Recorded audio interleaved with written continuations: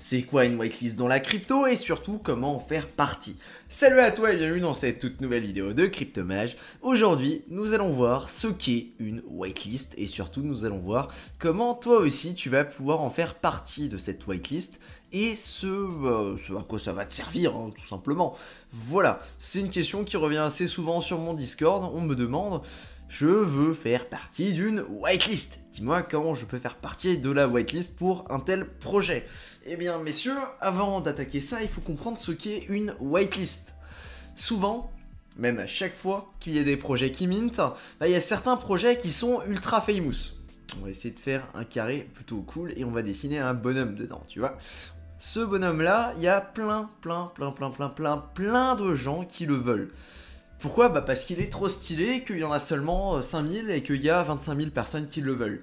Le problème, c'est que sur ces 25 000 personnes, il y en a 5000 qui le veulent, et du coup, comment on choisit à qui on va le donner? Bah ouais. Alors, en règle générale, on va le donner au plus rapide.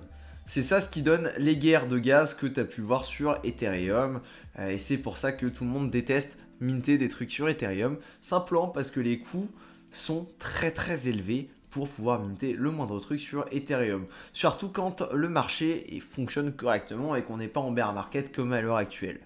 Du coup, oui, ça peut poser problème, parce que là, tu vas te rendre compte que tout le monde va se ruer sur les transactions, tout le monde va essayer de faire passer sa transaction, et comme le système d'Ethereum pour faire passer des transactions fonctionne sur un système d'enchères, et ben là, tu te rends compte que malheureusement, si tu n'as pas assez d'argent pour faire passer tes transactions, si t'as pas plus d'argent à mettre en fait que les autres mecs derrière, bah jamais ta transaction ne va passer, du coup jamais tu n'auras ce merveilleux NFT, du coup tu peux tracer une croix dessus. Dommage qu'il n'y a pas du rouge sur Excalibur, j'aurais bien mis un truc en rouge bien gros, bien fat. On va s'arranger comme on peut, on fait avec les moyens du bord. Du coup tu dis au revoir à ton NFT parce que t'as pas pu l'avoir malheureusement. Du coup, suite à ça, il y a des gens qui ont un petit peu réfléchi, qui se sont posé la question, qu'est-ce qu'on pourrait faire qui en même temps pourrait nous servir nous pour le marketing, mais surtout qui pourrait assurer en fait aux gens qu'ils puissent recevoir des NFT. Et ben on appelle ça une whitelist. Du coup la whitelist c'est ce que tu vas voir là. Ça se présente de façon très simple. C'est en fait un accès qui permet aux gens qui sont dans la whitelist, du coup qui ont leurs adresses Ethereum qui sont whitelistés, de pouvoir minter à coup sûr. En général, il y a également une réduction au niveau du prix. C'est-à-dire que par exemple, si tu veux minter, si tu es whitelisté, tu vas payer par exemple, je sais pas, hein, s'il y a un mint qui est à 0,2 Ethereum, même si c'est cher, et ben toi par exemple, si tu es whitelisté, tu vas pouvoir payer ton mint 0,15 Ethereum. Tous les projets ne font pas ça, mais certains le font, histoire de donner un véritable intérêt à leur whitelist, en plus du fait que les NFT, ils sont sûrs de les avoir. L'objectif d'une whitelist, c'est tout simplement d'être sûr qu'une adresse qui est dans la whitelist va pouvoir minter un NFT. Le NFT lui est totalement réservé, elle ne peut absolument pas le louper, c'est impossible. Et en plus, ça permet de réduire les gas wars, parce que dans un premier temps, en fait, tous les gens qui peuvent minter, vont minter, mais ne seront pas obligés de passer tous la transaction en même temps, vu que le NFT est réservé pendant une certaine durée. Du coup, il n'y a aucun souci à ce niveau-là. Ça permet aux gens de payer moins cher sur le gaz, et du coup, tout le monde est content. Absolument tout le monde, sauf les gens qui ne sont pas dans la whitelist.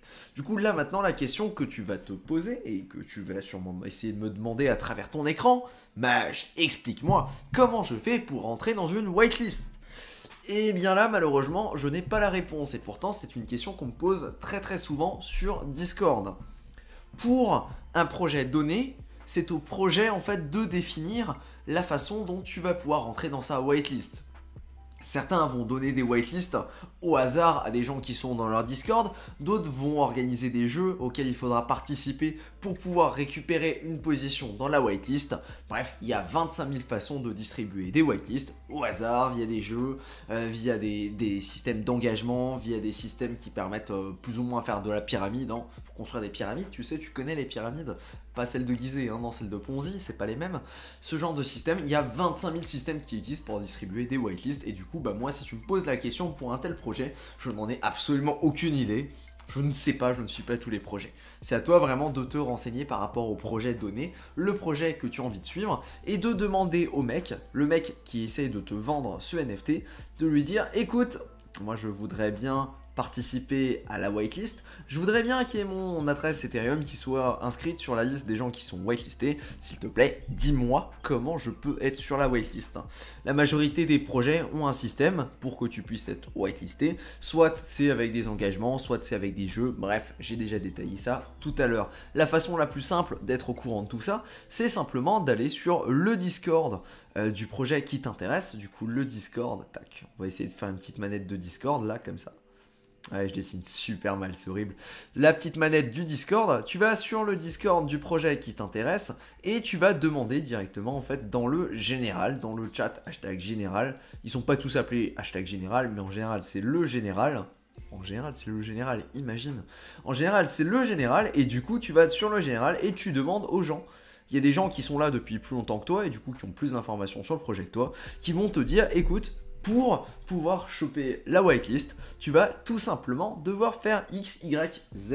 Si tu le fais, tu es quasiment sûr d'avoir une whitelist.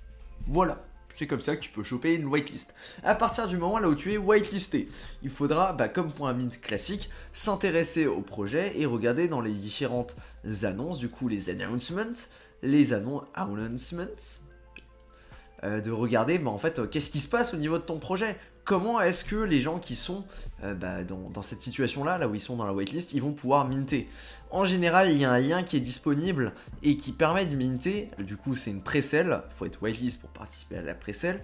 Et cette pré-sale, elle a lieu un petit peu avant, du coup un petit peu avant sur l'horloge par rapport à la sale classique. Du coup, ça dépend. Certains vont organiser ça avec plusieurs jours d'avance. D'autres vont organiser ça avec seulement quelques heures. Ça dépend, certains vont te laisser plusieurs jours pour minter ta place réservée, d'autres seulement quelques heures. Encore une fois, ça va à 100% dépendre du projet sur lequel tu vas t'intéresser et du coup que tu vas essayer de minter.